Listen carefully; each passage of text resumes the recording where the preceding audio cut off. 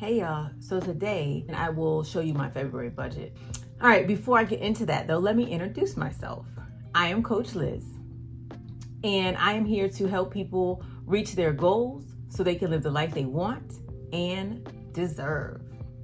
All right, let's get into it. And you'll notice you might see me looking down.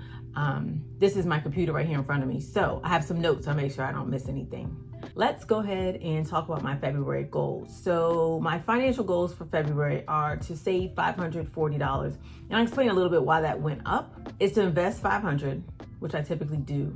And then my health goals are, I plan on continuing to do some type of ab workout, and I'm gonna do a 30-day arm challenge in the month of February. And for my mental health, one of the things I plan on doing, I plan on continuing to read my joy book, which I read every morning, 101 Ways to Find Joy.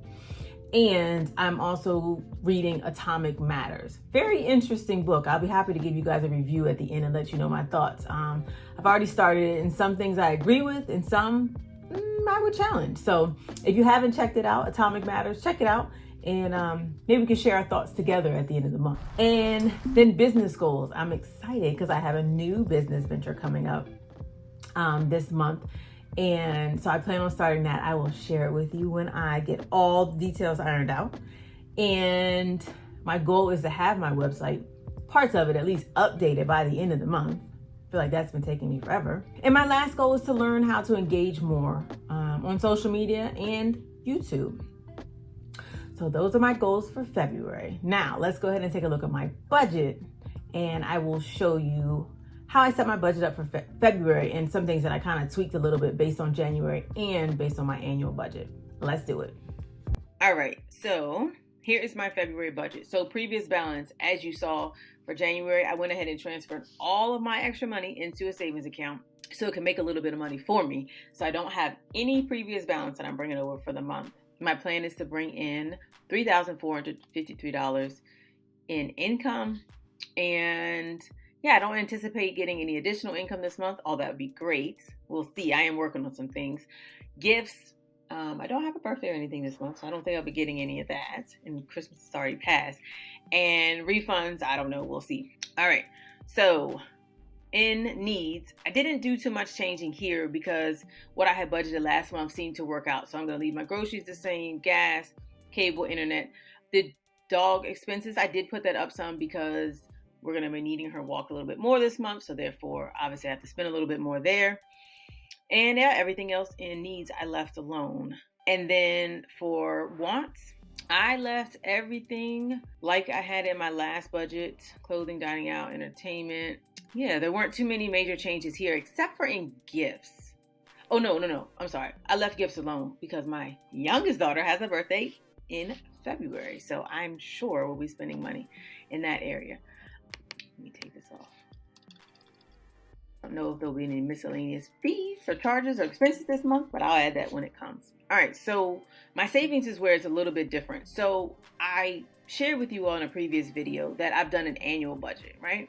And I use that annual budget to help me budget every month so I don't miss any expenses and things like that. And what I realized was I was only putting away, I think it was like $100 for gifts. However, when I actually went and did the math on how much I anticipate spending throughout the year on gifts, I needed to put away a little bit more money there. So now every month I'm going to put away $350 on gifts.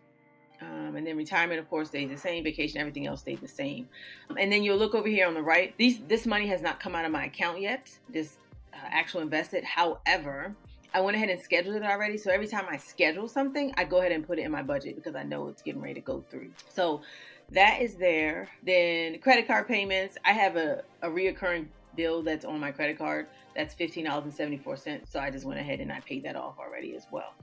So when you look down here at total expenses and income remaining, I'll have about $11.42 left, assuming I spend everything in this budget.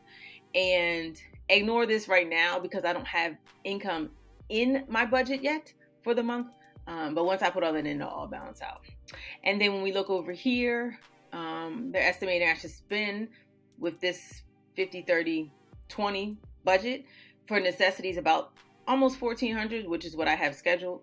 For wants, I should spend about $1,000, and I have about that scheduled for wants. Savings, If I was only doing 20% of my income, it would be $690, but I'm doing more than that. So I'm going to save about $1,040.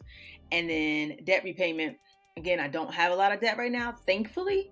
So I only have to pay the $1,574 for this month. Now, when school loans start back up and stuff like that, and possibly getting a car note and all that, then obviously that debt column will change. However, until then, that stays low.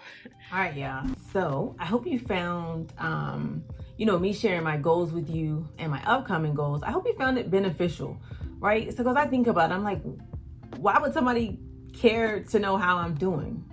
I know for me, I enjoy watching other YouTubers and listening to them share their goals because it inspires me, right? It inspires me to do different things, make changes, and to just keep pushing forward, because every month isn't a good month when it comes to budgeting.